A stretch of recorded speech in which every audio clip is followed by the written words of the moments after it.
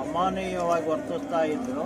ಅಂಥವರನ್ನು ಒಡೆದು ಓಡಿಸಿ 30,000 ಸೈನ್ಯವನ್ನು ಸೋಲಿಸಿರ್ತಕ್ಕಂಥ ಮಹಾಸೈನಿಕರು. ಕೇವಲ 500 ಜನ ಸೈನಿಕರು, 28,000 ಜನ ಸೈನ್ಯ ಹೊರಟೋಗುತ್ತೆ, 2,000 ಜನ ಸೈನ್ಯ ಅದು ತಪ್ಪಿಸ್ಕೊಂಡು ಹೋಗುತ್ತೆ. ಅಂಥ ಒಂದು ಐತಿಹಾಸಿಕ ಯುದ್ಧದ ಗೆಲುವು 1ನೇ ತಾರೀಕು 1ನೇ ತಿಂಗಳು 1818 ಇಸ್ವಿಯಲ್ಲಿ ನಡೆದಂಥ ಒಂದು ಯುದ್ಧದ ಸ್ಮಾರಕವನ್ನು ಮಾಡಿರ್ತಕ್ಕಂಥ ಮಾಡೆಲನ್ನು ನಾವು ಇಲ್ಲಿ ನಮ್ಮ ರಾಜಧಾನಿಯಲ್ಲೂ ಒಂದು ಇರಬೇಕು ಅಂಥೇಳಿ ನಾವು ಚಿತ್ರದುರ್ಗದಿಂದ ಅದನ್ನು ಮೆರವಣಿಗೆ ಮಾಡ್ಕೊಂಡು ಪಾದಯಾತ್ರೆ ಮಾಡ್ಕೊಂಡು ತಗೊಂಬಂದು ಈ ನಂದಿನಿ ಲೇಔಟಲ್ಲಿರ್ತಕ್ಕಂಥ ಡಾಕ್ಟರ್ BR ಅಂಬೇಡ್ಕರ್ ಪಾರ್ಕ್ ಎದುರಿಗೆ ಇಟ್ಟಿದ್ವಿ. ಇದನ್ನು ಈ ಮಾಡೆಲನ್ನು ಶುರು ಮಾಡಿ ನಾವು ಯಾರಿಸ್ ಅವರು ಅಧ್ಯಕ್ಷರು BDA ಅಧ್ಯಕ್ಷರ ಹತ್ರ ಹೋಗಿ ಇದ್ರ ಬಗ್ಗೆ ಕೂಲಂಕುಷವಾಗಿ ಡಿಸ್ಕಷನ್ ಮಾಡಿ ಇದನ್ನು ಆಕ್ಷನ್ ಆಗಂತೆ ಮಾಡಿ ಎಲ್ಲ ರೀತಿಯಿಂದ ಕಾನೂನಿನಿಂದ ನಾವು ಎಲ್ಲ ಈ ಜಾಗವನ್ನು ನಾವು ಪಡ್ಕೊಂಡ್ಮೇಲೆ ಜೈ ಭೀಮ್ ಯುವಕ ಸಂಘ ಅದರ ಅಧ್ಯಕ್ಷರು ಗೌರವಾಧ್ಯಕ್ಷರು ನಾವೇ ಇದ್ದೀವಿ. ಎಲ್ಲ ಯುವಕರನ್ನು ಕರ್ಕೊಂಡು ಒಂದು ಕಾನೂನಾತ್ಮಕವಾಗಿ ಸಂವಿಧಾನಾತ್ಮಕವಾಗಿ ಯುವಕರ ಶಕ್ತಿ ಹಾಳಾಗೋಗೋದು ಬೇಡ, ಬೇರೆ ರೀತಿಯಲ್ಲಿ ಆಗೋದು ಬೇಡ ಅಂತೇಳಿ ನಾವು ಜೈ ಭೀಮ್ ಯುವ ಸಂಘಟನೆಯಿಂದ ಈ ಒಂದು ಭೀಮಾ ಕೋರೆಗಾಂವ್ ಸ್ಮಾರಕವನ್ನು ಮಾಡಿ ನಮ್ಮ ಗಣ್ಯಾತಿ ಗಣ್ಯರನ್ನೆಲ್ಲ ಕರೆದು ಅರಮನೆ ಮೈದಾನದಲ್ಲಿ ನಮ್ಮ ಕಾಂಗ್ರೆಸ್ಸಿನ ಯುವ ಮುಖಂಡ ನಾಯಕ ಮುಂದಿನ ಪ್ರಧಾನಿ ನಮ್ಮ ರಾಹುಲ್ ಗಾಂಧಿಯವರಿದ್ದರು, ಅವರನ್ನು ಕರೆದು 5 ಲಕ್ಷ ಜನನ ಸೇರಿಸಿ ಸಂಘಟನೆ ಮಾಡಿ ಕಾರ್ಯಕ್ರಮವನ್ನು ಮಾಡಿ ರೂಪುರೇಷೆಯಲ್ಲಿ ಇದ್ದಂಥ ಸಂದರ್ಭದಲ್ಲಿ ಇದನ್ನು ಲೀಗಲಿ ನಾವು ಈ ಜಾಗವನ್ನು ನಮ್ಮದಾಗಿ ಮಾಡ್ಕೊಂಡ್ಮೇಲೆ ಇದನ್ನು ಕಂಪ್ಲೀಟ್ ಮಾಡೋಣ ಅಂಥೇಳಿ ನಾವು ಸುಧಾರಿಸ್ಕೊಂಡು ಫಾಲೋಅಪ್ ಮಾಡ್ಕೊಂಡು ಇರೋಂಥ ಸಂದರ್ಭದಲ್ಲಿ ಗೌಡ್ರು ಜಾತಿಗೆ ಸೇರಿದಂಥ ಕಮಿಷನರು, ಲಂಬಾಣಿ ಜಾತಿಗೆ ಸೇರಿದಂಥ ಇಂಜಿನಿಯರು ನಾವು ಮಾತಾಡಿರೋ ವಿಚಾರಕ್ಕಿಂತ ಮುಂಚೆನೇ ಇವರು ಮಧ್ಯ ಪ್ರವೇಶ ಆಗಿ ಇವತ್ತು ಈ BDA ಬೋರ್ಡನ್ನು ಹಾಕೋದ್ರ ಜೊತೆಗೆ ಈ ಜಾಗವನ್ನು ಎಲ್ಲ ನಮ್ಮ ಭೀಮಾ ಕೋರೆಗಾಂವ್ ಕಟ್ಟಿರ್ತಕ್ಕಂಥ ಸ್ಮಾರಕ ಮಾಡಬೇಕಾದಂಥ ಜಾಗವನ್ನು ಸುಮಾರು ಲಕ್ಷ ರೂಪಾಯಿಗಳನ್ನು ಖರ್ಚು ಮಾಡಿದ್ದನ್ನು ಅವರು ಹಾಳು ಮಾಡಿಟ್ಟಿದ್ದಾರೆ. ಈ ದೇಶ ಬ್ರಾಹ್ಮಣರದಲ್ಲ, ಲಿಂಗಾಯತರದಲ್ಲ, ಗೌಡ್ರದಂತೂ ಮೊದಲೇ ಅಲ್ಲ. ಬಾಬಾ ಸಾಹೇಬ್ ಅಂಬೇಡ್ಕರ್ ಕೊಟ್ಟಿರ್ತಕ್ಕಂಥ ಸಂವಿಧಾನದಲ್ಲಿ ಇವರು ಆಡಳಿತ, ಕಾರ್ಯಾಂಗ, ನ್ಯಾಯಾಂಗ, ಶಾಸಕರನ್ನು ಮಾಡ್ತಾ ಇರ್ತಕ್ಕಂಥವ್ರು. ನಮ್ಮದು ರಿಜಿಸ್ಟರ್ ಆಗಿರೋಂಥ ಜೈ ಭೀಮ್ ಯುವಕ ಸಂಘ ಇಲ್ಲೊಂದು ಬೋರ್ಡು ಇತ್ತು. ಅವರು ಇದನ್ನು ಮಾಡಲ್ ಒಂದು ಭೀಮಾ ಕೋರೆಗಾಂವ್ ಮಾಡಲ್ಲು ಕೂಡ ಇತ್ತು.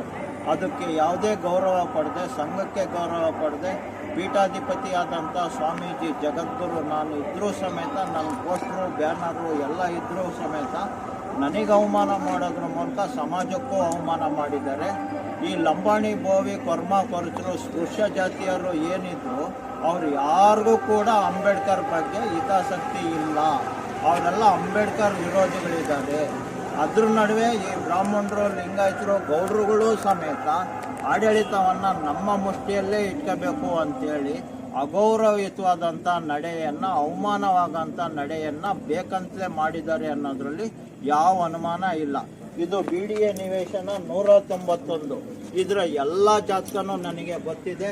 ಇದು 192, ಇದು ಪಕ್ಕದ ನಿವೇಶನ ಬಿಟ್ಟು ಆ ಕಡೆ 193, 94, 95, 96, 97 ಈ 5 ಸೈಟು ಕೂಡ ಗಣಪತಿ ದೇವಸ್ಥಾನಕ್ಕೆ ಕೊಟ್ಟಿದ್ದಾರೆ. ಖುದ್ದಾಗಿ ಈ ಕಾನ್ಸ್ಟಿಟ್ಯೂಯನ್ಸಿ MLA, ಬ್ರಾಹ್ಮಣ MLA ತನ್ನ ಫಂಡಲ್ಲಿ ದುಡ್ಡು ಹಾಕಿ ಗಣಪತಿ ಗುಡಿಯನ್ನು ನವೀಕರಣ ಮಾಡ್ತಾ ಇದ್ದಾರೆ. ಅಂದರೆ ಬ್ರಾಹ್ಮಣರುಗಳು ಏನು ಬೇಕಾದರೂ ಮಾಡ್ಬೋದು, ಲಿಂಗಾಯತರುಗಳು ಏನು ಬೇಕಾದರೂ ಮಾಡ್ಬೋದು, ಗೌಡ್ರುಗಳು ಏನು ಬೇಕಾದರೂ ಮಾಡ್ಬೋದು.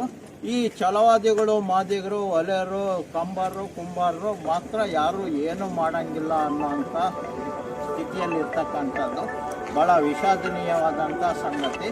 ನಾನು ಇವತ್ತು ಈ ಜಾಗದಲ್ಲಿ ಏನು ಹೇಳ್ತಾ ಇದ್ದೀನಿ ಅಂತಂದರೆ, ಆಗ್ರಹಪೂರ್ವಕವಾಗಿ ಕರ್ನಾಟಕ ಸರ್ಕಾರಕ್ಕೆ, ಮುಖ್ಯಮಂತ್ರಿ ಸಿದ್ದರಾಮಯ್ಯವರಿಗೆ ಮತ್ತು ನಮ್ಮ ಕ್ಯಾಬಿನೆಟ್ಟಿನ ಎಲ್ಲ ಮಂತ್ರಿಗಳಿಗೆ, ನಮ್ಮ DK ಶಿವಕುಮಾರ್ ಅವ್ರಿಗೂ ಕೂಡ ಈ ವಿಡಿಯೋ ಮೂಲಕ ನಾನು ಗಮನ ಸೆಳೀತಾ ಇದ್ದೀನಿ. ಇಲ್ಲಾಗಿರ್ತಕ್ಕಂಥ ಪರಿಸ್ಥಿತಿ ಇದು ನಮಗೆ ಸಮಾಜಕ್ಕಾಗಿರೋ ಅವಮಾನದ ಜೊತೆಗೆ ಅಟ್ರಾಸಿಟಿಯನ್ನು ಮಾಡಿದ್ದಾರೆ. ಇದು ಇನ್ನೊಂದು ರೀತಿಯಾದಂಥ ದಲಿತರ ಮೇಲೆ, ಪರಿಶಿಷ್ಟರ ಮೇಲೆ ನಡೆಸಿರೋಂಥ ದೌರ್ಜನ್ಯ. ನಾನು ಕೂಡ ಕಾನೂನಾತ್ಮಕವಾಗಿ ವಿದ್ಯಾಬುದ್ಧಿ ಇಟ್ಕೊಂಡಿರ್ತಕ್ಕಂಥ ಎಜುಕೇಟೆಡ್ ಪೀಠಾಧಿಪತಿ ಜಗದ್ಗುರು ಸ್ವಾಮೀಜಿ ಇದ್ದೀನಿ. ಅಧ್ಯಕ್ಷರು ಯಾರಿಸ್ ಹತ್ರ ಮಾತಾಡಿದ್ದೀವಿ ಅಂತೇಳಿ ಇದನ್ನು ಲೀಗಲಿ ನಮ್ದು ಮಾಡ್ಕೊಂಡ್ಮೇಲೆ ಈ ಕಾಮಗಾರಿನ ಮುಂದುವರಿಸಬೇಕು ಅಂತ ತಾಳ್ಮೆ ಸಂಯಮದಿಂದ ಇದ್ವಿ.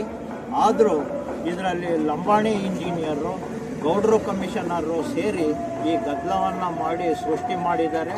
ಇದನ್ನು ನಾವು ಲೀಗಲಿ ಏನು ಮಾಡಬೇಕು ಮಾಡ್ತೀವಿ. ಅದರ ಜೊತೆಗೆ ಇವತ್ತು ಏನು ಒಳ ಮೀಸಲಾತಿ ಅಂತ ಕರೆದಿದ್ದಾರೆ, ಆ ಒಳ ಮೀಸಲಾತಿ ಜಾತಿ ಗಣತಿ ನಡೀತಾ ಇದೆ. ಅದಕ್ಕೆ ನಾನು ಕರ್ನಾಟಕ ಸರ್ಕಾರಕ್ಕೆ ಏನು ಆಗ್ರಹ ಮಾಡೋಕ್ಕೆ ಇಷ್ಟಪಡ್ತೀನಿ ಅಂದರೆ, ಲಂಬಾಣಿ, ಮೋವಿ, ಕೊರ್ಮ, ಕೊರಚರು 4 ಜಾತಿಗೆ ಸುಪ್ರೀಂ ಕೋರ್ಟ್ ಆರ್ಡರ್ ಆಗಿದೆ. ಅವರನ್ನು ಹೊರಗಾಕಿ ಪರಿಶಿಷ್ಟರ ಪಟ್ಟಿಯನ್ನು ಮಾಡಬೇಕು. 341 ಕಾಲಂ ಪ್ರಕಾರ ಪರಿಶಿಷ್ಟರು ಅಂದರೆ ಅದಕ್ಕೊಂದು ಮಾನದಂಡ ಇದೆ. ಆ ಮಾನದಂಡದಲ್ಲಿ ಈ ಸ್ಪೃಶ್ಯರು ಬರೋಕ್ಕಾಗಲ್ಲ. ಹಾಗಾಗಿ ಅದನ್ನು ಅವ್ರನ್ನ ವೈಸಿ ಪಟ್ಟಿಯಿಂದ ಹೊರಗೆ ಹಾಕಲೇಬೇಕು. ಅದು ನಮ್ಮ ಗುರುಪೀಠದ ಆಗ್ರಹ. ನಂತರದಲ್ಲಿ ಏನು ಪಕ್ಕದಲ್ಲಿ 93, 94, 95, 96, 191ರಿಂದ ಇದೆ. ಈ ಸೈಟ್ ಎಲ್ಲ ಗಣಪತಿ ಗುಡಿಗೆ ಕೊಟ್ಟಿದ್ದಾರೆ. ಅವ್ರದ್ದು ಯಾವುದೇ ಸಂಘ ಇಲ್ಲ, ಸಂಸ್ಥೆ ಇಲ್ಲ, ಏನೂ ಇಲ್ಲ. ಬ್ರಾಹ್ಮಣರು MLA, ಈ ಕಾನ್ಸ್ಟಿಟ್ಯೂನ್ಸಿ MLA ಅದನ್ನು ಕಟ್ತಾ ಇದ್ದಾರೆ. ಅಂದರೆ ಅವ್ರ ಅಧಿಕಾರ ಇದ್ದರೆ ಏನು ಬೇಕಾದರೂ ಮಾಡ್ಬೋದು ಅಂತ ತಿಳ್ಕೊಂಡಿದ್ದಾರೆ. ಕಾನೂನೇ ದೊಡ್ಡದು ಅಂತಕ್ಕಂಥದ್ದು ಅವರಿಗೆ ಗೊತ್ತಿಲ್ಲ ಅಂತ ಕಾಣುತ್ತೆ. ಹಾಗಾಗಿ ಇದನ್ನು ನಾನು ಈ ಹೋರಾಟವನ್ನು ಕೈಗೆತ್ಕೊಂಡು ಕಾನೂನುಬದ್ಧವಾದಂಥ ಹೋರಾಟ ಮಾಡ್ತೇನೆ. ಇದಕ್ಕೆ ಡೈರೆಕ್ಟಾಗಿ, ಇಂಡೈರೆಕ್ಟಾಗಿ ಅನ್ಯಾಯ ಮಾಡೋಕ್ಕೆ ಬಾಬಾ ಸಾಹೇಬರು ವಿರೋಧಿಗಳು ಯಾರ್ಯಾರಿದ್ದಾರೆ ಅವರೆಲ್ಲರಿಗೂ ಕೂಡ ತಕ್ಕ ಪಾಠ ನಮ್ಮ ಗುರುಪೀಠ ಕಲಿಸ್ತದೆ ಅನ್ನೋಂಥ ಮಾತನ್ನು ಹೇಳ್ತಾ ನನ್ನ ಮಾತನ್ನು ಮುಗಿಸ್ತೇನೆ. ಜೈ ಭೀಮ್, ಜೈ ಭೀಮ್, ಜೈ ಭೀಮ್, ಜೈ ಭೀಮ್, ಜೈ ಭೀಮ್, ಜೈ ಭೀಮ್. ಇರುವಂಥ ಒಂದು ಪಾರ್ಕ್ದಲ್ಲಿ ವಿಜಯಸ್ತಂಭ, ಮಹಾರ್ ವಿಜಯ ಕೋರೆಗಾಂವ್ ಸ್ತಂಭವನ್ನು ರೆಡಿ ಮಾಡಿದ್ದಾರೆ. ಸೊ ಸುಮಾರು 4ರಿಂದ 5 ವರ್ಷ ಅಧ್ಯಕ್ಷರಿರುತ್ತೆ. ಜೊತೆಗೆ ಮಹಾನಗರ ಪಾಲಿಕೆ ಮತ್ತು ಸ್ಥಳೀಯ ಇರುವಂಥ ಮುನ್ಸಿಪಾಲಿಟಿ ಅಧ್ಯಕ್ಷರ ಜೊತೆ ಮಾಹಿತಿಯನ್ನು ಪರ್ಮಿಷನ್ ತಗೊಂಡು ಕಟ್ಟಿರುವಂಥ ಒಂದು ಕೋರೆಗಾಂವ್ ವಿಜಯಸ್ತಂಭ ಮತ್ತು ಬಾಬಾ ಸಾಹೇಬರು ಮತ್ತು ಚಲವಾದಿ ಪೀಠದ ಸಂಘ ರಿಜಿಸ್ಟರ್ ಇರುವಂಥ ಒಂದು ಸಂಘಟನೆ ಇದೆ. ಸೊ ಅದೆಲ್ಲನೂ ಇರುವಂಥ ಸಮಯದಲ್ಲಿ ಮಹಾನಗರ ಪಾಲಿಕೆ ಕಮಿಷನರ್ ಹಾಗೂ ಸ್ಥಳೀಯ ಇರುವಂಥ ಅಧಿಕಾರಿ ರಮೇಶ್ ಲಮಾನಿ ಅಂತೇಳಿ, ಸೊ ಇಬ್ಬರು ಜನ ಏನಂದರೆ ಯಾವುದೇ ರೀತಿಯಾದಂಥ ಒಂದು ಸರ್ಕಾರದಲ್ಲಿರುವಂಥ ಸ್ಥಳಗಳಲ್ಲಿ ಡೆಮೊಲೇಷನ್ ಮಾಡಬೇಕಂದ್ರೆ ಪೂರ್ವಜಿತವಾಗಿ 1-2 ದಿನ ಮುಂಚಿತವಾಗಿ ನೋಟಿಸ್ ಕೊಡಬೇಕು. ಜೊತೆಗೆ ಏನಪ್ಪ ಅಂತಂದ್ರೆ ಸರ್ಕಾರದಿಂದ ಅಲ್ಲಿರುವಂಥ ಜನರಿಗೆ ಗಮನಕ್ಕೆ ತರಬೇಕಾದಂಥ ಒಂದು ಕೆಲಸ ಇತ್ತು.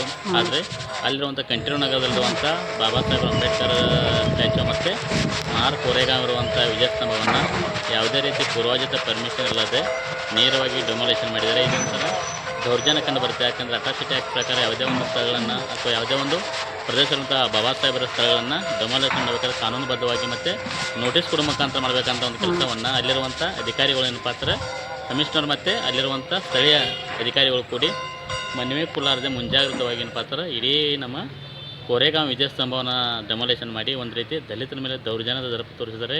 ಇವತ್ತು 25ನೇ ಶತಮಾನದಲ್ಲಿ ಸಹಿತ ಏನಪ್ಪ ಅಂದ್ರೆ ಕಾನೂನುಗಳನ್ನು ಗಾಳಿಗೆ ತೂರಿ ಅಲ್ಲಿ ಅಧಿಕಾರಿಗಳೇನಪ್ಪ ಅಂದ್ರೆ ಒಂದು ನಿರ್ಲಕ್ಷ್ಯತನ ತೋರಿಸಿದ್ದಾರೆ ಅಂತ ಹೇಳಿ ಕಿಶನ್ ಇವತ್ತು ಏನಪ್ಪ ಅಂತಂದ್ರೆ ಅಲ್ಲಿರುವಂಥ ಅಧಿಕಾರಿಗಳನ್ನು ಇಮಿಡಿಯೇಟ್ಲಿಯಾಗಿ ಸಸ್ಪೆಂಡ್ ಮಾಡಬೇಕು. ಜೊತೆಗೆ ಏನಪ್ಪ ಅಂದ್ರೆ ಆ ಸ್ಥಳ ಪಾರ್ಕ್ ಮುಂದಿರುವಂಥ ಸ್ಥಳವನ್ನು ಕಾನೂನಾತ್ಮಕವಾಗಿ ಏನಪ್ಪ ಅಂತಂದ್ರೆ ಅಲ್ಲಿರುವಂಥ ನಮ್ಮ ಚಲವಾದಿ ಸಮುದಾಯಗಳಿಗೆ ಏನಪ್ಪ ಅಂತಂದ್ರೆ ಹಸ್ತಾಂತರ ಮಾಡಿ ಕಿಶನ್ದಲ್ಲಿ ವಿಜಯ ಕೋರೆಗಾಂವ್ ಸ್ತಂಭವನ್ನು ನಿರ್ಮಾಣ ಮಾಡಿಕೊಡ್ಬೇಕಂತೇಳಿ ತಮ್ಮಲ್ಲಿ ವಿನಂತಿ ಮಾಡ್ಕೊತೀನಿ. ಇದನ್ನು ಒಂದು ವೇಳೆ ಮಾಡದೆ ಹೋದರೆ ಮುಂದಿನ ದಿನಮಾನದಲ್ಲಿ ಉಗ್ರವಾದಂಥ ಹೋರಾಟವನ್ನು ಕೈಗೊಳ್ಳುತ್ತೆ ಅಂತ ತಮ್ಮಲ್ಲಿ ಗಮನಕ್ಕೆ ತರ್ತೀನಿ. ವೀಕ್ಷಕರೇ, ಸುದ್ದಿ ಪ್ರಕಟಿಸುವಾಗ ಏನಾದರೂ ತಪ್ಪು ತಡೆಗಳಾಗಿದ್ದರೆ ಕ್ಷಮೆಯಿರಲಿ ವೀಕ್ಷಕರೇ.